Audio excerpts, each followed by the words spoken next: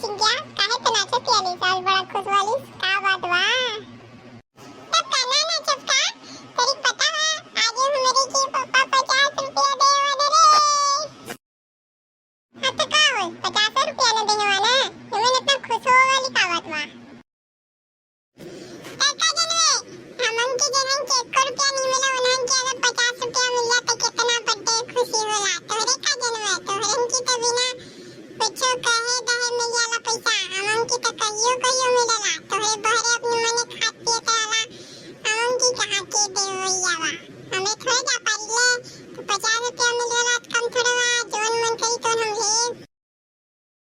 देहन तो 50 रुपया का देहन कम से कम 100 रुपया दे रहता तब ना अरे तो कम से कम देहन तो 50 रुपया 1 रुपया तो कम से कम देहन अब यही से ना धीरे धीरे ता हम लेवा वो चालू कर सामान रोज दिन अरवा करे जावे इनका तो कुछ ना कुछ मिलता ना रही